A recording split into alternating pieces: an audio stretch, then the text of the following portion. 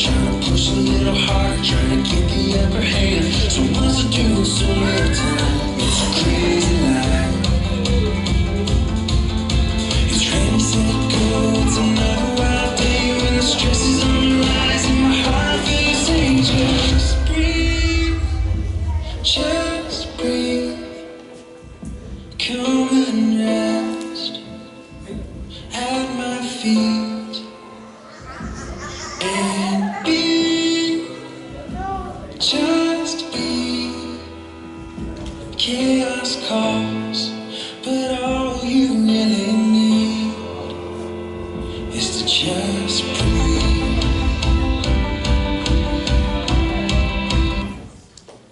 One of my favorite stories of St. Francis of Assisi is a time where Francis was traveling by foot, which is the way that he traveled even long distances. He was always walking somewhere. He was always walking, sometimes by himself, but this particular time he was walking with some of his companions, and as he's walking through the Spoleto Valley, he notices something. See, Francis was gifted at paying attention to his surroundings. Francis was gifted at being able to look at his surroundings and notice if God was speaking to him through the places that he was, or his companions, or through nature. And so this particular time, he notices a bunch of birds. And so he pulls away from his companions and goes over to the birds. And he was expecting, as birds do, as you come close to them, the birds just fly away. But this time, the birds noticed him and he noticed them, and the birds just didn't fly away. They were just standing there. And so he decides, maybe I should preach to the birds. And so he does. That's exactly what happens. He starts telling the birds, he feels God telling him that the birds need to understand that they too are creatures of God, and that they best reflect God's glory by doing what God created them to do, by being birds. And so as he's walking among these birds, preaching to them, he begins to touch the birds on the head and makes the sign of the cross to the birds and tells them, you are loved by God. You are reflecting God's glory by doing what God created you to do, by being a bird. And the birds, after he would make the sign of the cross over each bird, the birds would then fly away. Now that might seem like an interesting way to begin a worship series on prayer, by talking about one of our saints spending time in nature, spending time with the birds. But the more that I understand prayer in my own life, what I understand is that prayer isn't just about us saying words to God or saying words at all. Prayer is actually a lifestyle. Prayer becomes something that we do, and then we can pray without ceasing. It's the only way that we can do it if we understand that prayer isn't just something that we set apart time to do, but about observing God's presence at all times. Observing God's presence in all things. Or what one of my other favorite theologians, Ferris Bueller, says is this.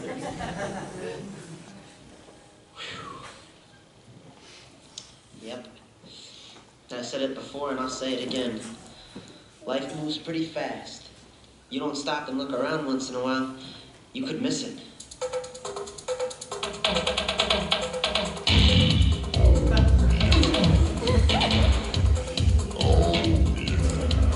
So I hope today that we come to an understanding of prayer as a lifestyle, that perhaps what God is calling us to do is to stop and look around once in a while, and we might actually observe God's presence in all things.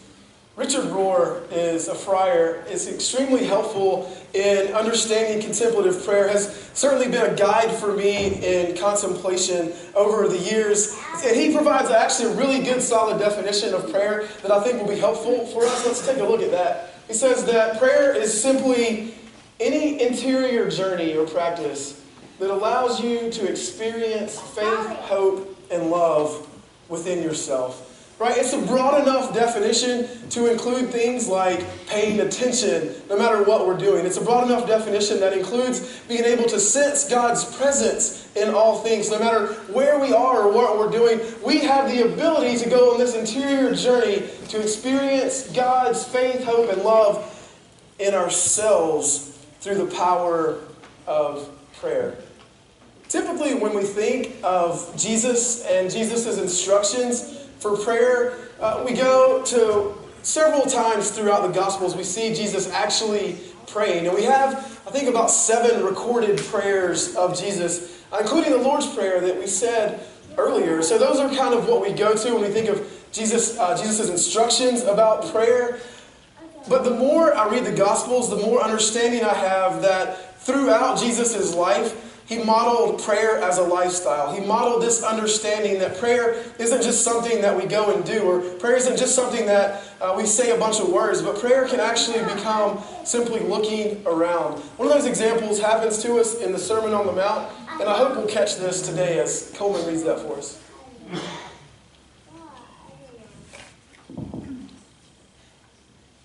Look at the birds in the sky. They don't sow seed or harvest grain or gather crops into the barns. Yet your heavenly Father feeds them. Aren't you worth as much as they are? Who among you, by worrying, can add a single moment to your life?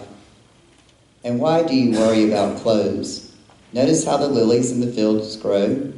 They don't wear themselves out with work, and they don't spin cloth. But I say to you that even Solomon in all of his splendor wasn't dressed like one of these. So even as Jesus is teaching about telling us how not to worry, he uses illustrations by pulling in things from his surroundings. Jesus says, look at the birds, right? I'm sure Francis had this on his mind as he goes and spends time with the birds there in the Spoleto Valley. And Jesus says, consider the lilies. These are illustrations to help make his point about not worrying, but they're also instructions from Jesus to tell us to stop and look around. And maybe we can start to sense God's presence in all things. We've called this worship series Pray Without Ceasing. And we've called it that. It might sound impossible as the kids were trying to figure that out. Right? They got this confused look on their face, and I'm guessing that you've been there too. When we see this verse, we're like, how in the world is it even possible to pray without ceasing? And so, we lift the Apostle Paul up and say that he had some kind of super spiritual gift that, he was in prison, so it was easy for him, tucked away in a prison cell, to pray 24/7. But let's actually look at the verse in context, and I think it'll help us to broaden out that definition of prayer as we're talking about. He says this, rejoice always, and then pray without ceasing. Give thanks in all circumstances, for this is the will of God in Christ Jesus for you.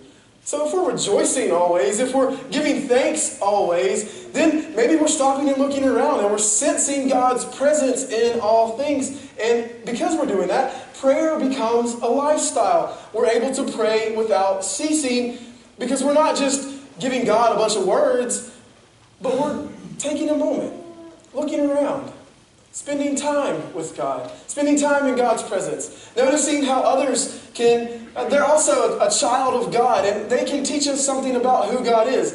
Noticing how creation can teach us something about who God is.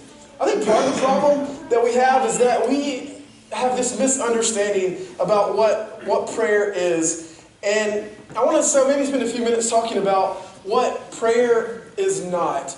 It might be helpful to frame kind of what we're talking about in terms of prayer. And Richard Rohr is helpful again here because he says that prayer is not just a technique for getting things from God. It's not a pious experience, a pious exercise that somehow makes God happy or a requirement for entry into heaven. Prayer is much more practicing heaven now. If we can leave that up for a second, this is so important because I'm guessing at some point in your life we've all been there. We've all had this laundry list that we just rattle off to God as we're praying. And some of those needs that we have, they're meaningful and they're real. And we need to be asking God, we need to be petitioning God on behalf of the request that we have.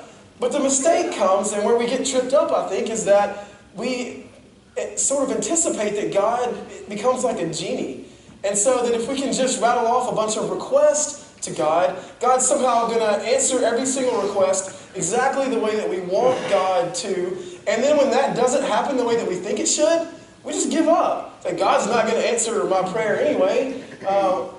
We become pious, right? That we think that, St. Francis was a great prayer, and the Apostle Paul could pray without ceasing. So that's what makes God happy. And so we start trying this discipline of prayer, and it becomes so difficult that we can't possibly do it. In our worship team meeting last week, we came up with the analogy that prayer sometimes is like weightlifting. That as you know, if you're starting to do a bench press and you've got 500 pounds on the bar, and you can't even, you lay down, you can't even get the bar to budge at all because there's too much weight on there, you're just going to give up. And you're going to say, oh, well, that's just not, weightlifting's not for me. It's just too hard. And that's how we treat prayer sometimes, is that it's just too difficult of an exercise. We try it for 5 minutes and we realize, oh, I can't use the right words, and so I don't know what to say, or I get distracted, and so we just simply give up. But I think what God wants us to understand today is that prayer is not a requirement to get us into heaven. Prayer is much more about us bringing heaven to earth. When we pray the Lord's Prayer, that's one of the things that we say, thy kingdom come, thy will be done on earth as it is in heaven. Right? We have a glimpse of the eternal life in the here and now. We can bring heaven to earth. In fact, God wants us to be kingdom builders. God wants us to be participants in this kingdom work. God wants us to be able to experience heaven, and not some future reality, but God wants us to experience heaven now. And so we do that by experiencing God's presence in all things, by paying attention to our surroundings, by being mindful of the things that are happening around us. We, brothers and sisters, can begin to experience and realize God's presence among us in the here and the now. Now, I realize that this prayer is a discipline, and it is a skill. And because of that, it takes some work to actually get into the mind of contemplation. It takes some work to have your mind cleared of all the clutter. It's not the easiest thing in the world to do. And I think, right, as I've said, this is why a lot of us practice and try it, and we just simply give up, and we throw the baby out with the bathwater, and we say, well, that's just not for me. That's for some super holy people. And we think that when we see people who we would consider to be great prayers, we have this idea that these are people who are introverts, extreme introverts, and so they just went off into a cave somewhere and prayed by themselves. And I think what God wants us to understand today is that prayer is not just us throwing up words to God. Prayer is not just us going off by ourselves and talking to God, but by noticing God's presence in all things, by paying attention to our surroundings. It's a community effort. It's a community endeavor. It's one way that we can connect with God is by collectively noticing all things. It happens best in community. It's not even a solitary effort at all. Now also, I want to have a confession here, because for as long as I've been at FaithBridge, a little over 4 years, we've kind of modeled in worship. A professional comes up and says a bunch of words to God. That's how we prayed. I mean, we did it earlier today. I came up here and, we had a moment of silence, and then I said a bunch of words to God. And, honestly, that's part of the problem. And I'm willing to admit that. I'm willing to confess that we said, you know what? Apparently, if that's how we're going to pray, if that's how to best pray, then what does that teach us? It teaches us that there's a professional that can do that, a professional that has been trained to say the right words. And I don't say that to mean that, I'm qualified to pray. I feel so unqualified, but I think those are the best prayers when we come to God and we just say, help, or we don't say any words at all. We simply come before God with an open heart and an open mind. Say, help me, Lord. Help me, Lord. Those are some of the simplest prayers, yet they're some of the best prayers because they're real.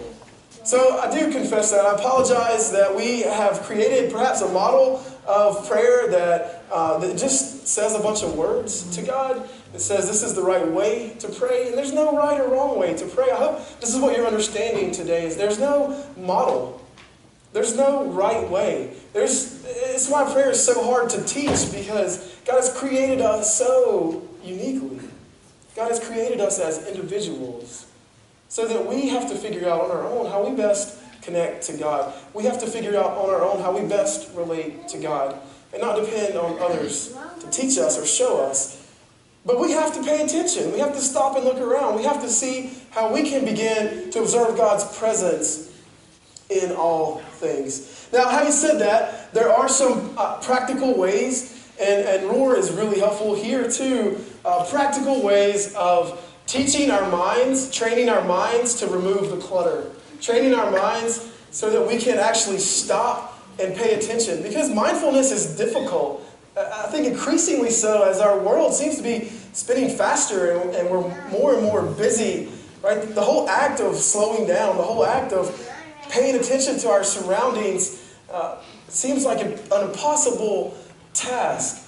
But there are some helpful ways, and Roar has been helpful for me in this. So one way that we know that we can actually turn off the radio in our heads, the TV in our heads, that, those times when you've tried to pray and you get like 1 minute into it, and then you're like, oh, I wonder where my kids are. Oh, I wonder if the Braves are winning. That sort of thing. That's real, and that's not a problem that's unique to any one person, right? We all struggle because our nature is to keep that TV in our heads turned on. We're always thinking. We're always waiting for what's next. And so there's some practical ways that we can kind of shut that down and be still and sense God's presence. So Roar says that one easy way to do that is that we can picture ourselves sitting on a riverbank. And as you're sitting on the riverbank and you're being still and you're focused on the present and that thought comes into your head, I wonder where my kids are. You have that thought and you actually visualize that thought floating down the river of the riverbank that you're sitting on. And you acknowledge that thought. It's a real thought. And then you watch it float down the river until the next thought comes along. I wonder what the score is in the Braves game. And you visualize that thought and you see that thought floating down the river. Now, this doesn't happen easily. It doesn't happen overnight. But after time, the more and more you do it, the less you have to actually visualize your thoughts going down the river because you've trained your body. You've entered into this practice of weightlifting for prayer. You've begun to understand the discipline of prayer so that you can actually sit and pay attention to the present. You can actually stop and look around and see what's going on around you, to be fully present, to be mindful of the things that are happening so that you can begin to sense God's presence, God's real loving presence in all things.